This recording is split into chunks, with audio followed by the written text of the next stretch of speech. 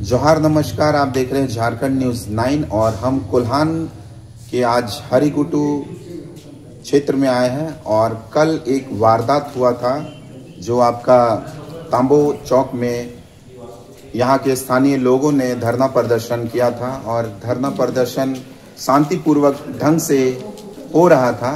लेकिन बाद में क्या हुआ कि वहाँ का माहौल बिगड़ गया और कार्रवाई हुई, लाठीचार्ज हुई, फिर 144 धारा भी लग गया है वहाँ पे और 10 पुरुषों को पुलिस ने हिरासत में लिया और 6 महिलाओं को भी सुनने में आ रहा है कि हिरासत में ले लिया गया है। अभी हरिकुटु में एक आदिवासी हो समाज का एक कार्यालय है, यहाँ पे मीटिंग होने का रखा गया है।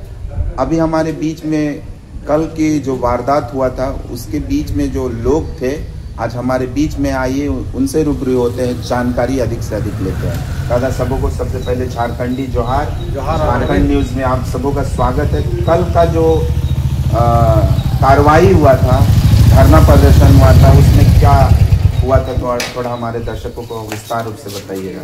कल हमारे तांबो चौक में NH-75 नो एंट्री लागू करने के संबंध में धरना प्रदर्शन किया गया था जी, जिसमें हम लोग का बहुत ही संख्या में आए थे हम लोग।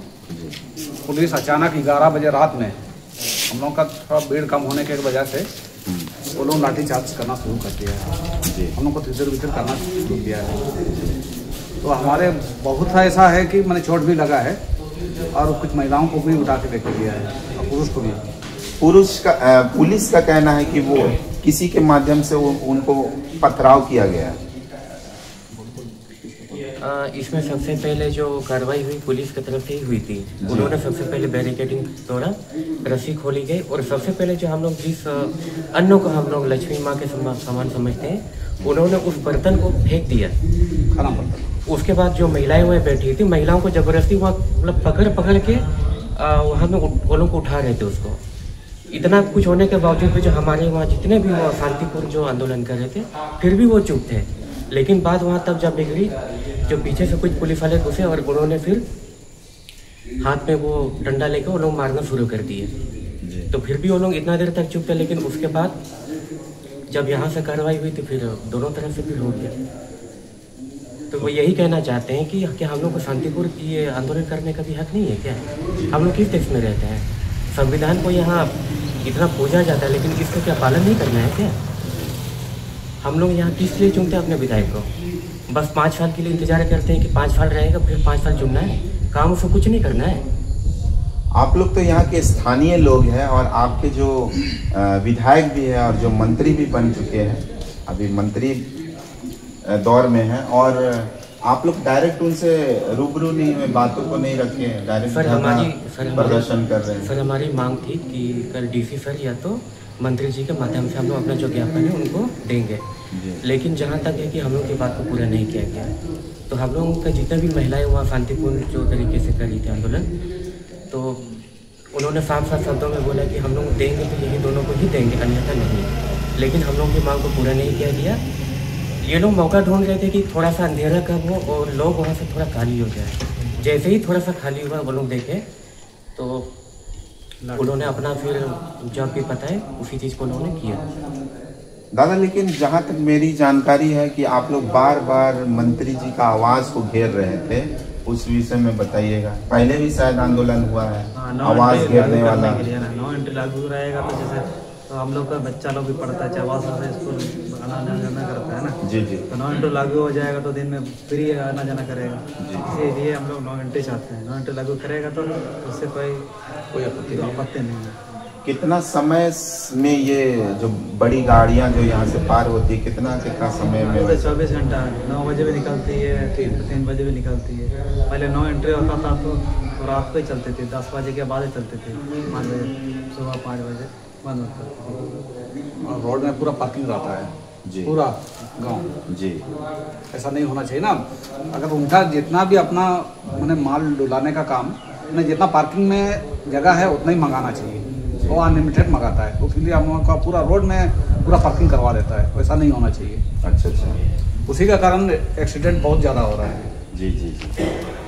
लगभग कितना एक्सीडेंट हो चुका होगा विगत एक साल में? ये तो एक महीने में कम से कम 4-5 को तो ऐसे ही हो गया हमारे गांव में, और इधर अगल बगल का वो अलग है, हमारा गांव का बीच में 3-4 को हो गया। जी जी। तो समझ लीजिए एक महीना में कितना हो रहा हो, या साल में कितना हो रहा हो। तो आप लोग लिखित रूप से कुछ दस्तावेज वगैरह तैयार करके मंत्री जी को नहीं सौंपे? पहले तो नहीं सौंपे, कल देना था, वही वाला ज्ञापन सौंपना था, लेकिन नहीं रहा वो। कुछ मैंने गाठला उपचुनाव, गाठला विधानसभा उपचुनाव के लिए दौरा में गया हुआ था, उसी कारण बैठ नहीं हो पाया। सुनने में आ रहा है कि कुछ मुख्य नेतागण को हिरासत में लिया गया है, तो उनका नाम क्या क्या है, थोड़ा हमारे दर्शकों को बताइए। वो तो सर देखिए, ये वाला 9 एंट्री के बारे में नहीं किया है, वो पहले वाला केस में उन्होंने अंदर कर दिया पहले। अच्छा। जो सिंहपुकुरिया में जो एक्सीडेंट हुआ है उसी का एम 4 जन को अंदर किया है, रमेश बालमुचु, रेहान समर और सोना सावया और रेहान समर, माधव चंद कुकर, 4। तो सुनने में आ रहा है कि टोटल 10 पुरुषों को हिरासत में लिया गया है, तो उसकी जानकारी है कि नहीं? वो तो हमारा गांव से तो सर 10 पुरुष तो नहीं है, लेकिन महिलाएं हैं हमारा गांव से।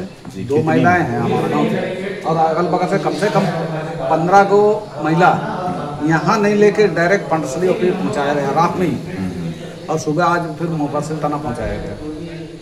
दादा क्या बोलना चाह रहे हैं हमारे दर्शकों को, इस तरह का हो रहा है तो कल की जो कार्रवाई हुई थी? जो कल की कार्रवाई पे कल तो कार्रवाई जो हम लोग को शांतिपूर्वक धरना दे रहे थे, शांतिपूर्वक में पुलिस प्रशासन को शांतिपूर्वक वार्ता करना चाहिए, उसमें उनको लाठी चार्ज नहीं करना चाहिए, गोलाबाज जो चलाते हैं वो नहीं करना चाहिए, हम लोग को आंसू गैस भी छोड़े थे, आंसू गैस छोड़े, वो चीज़ नहीं करना चाहिए। हम लोग को शांतिपूर्वक किसी से वार्ता करना तो उसी से वार्ता करना, इसीलिए हम लोग शांतिपूर्वक गए थे। वो लोग जैसे रात होने लगे तो माहौल बिगाड़ने लगे वो लोग, पुलिस। अच्छा।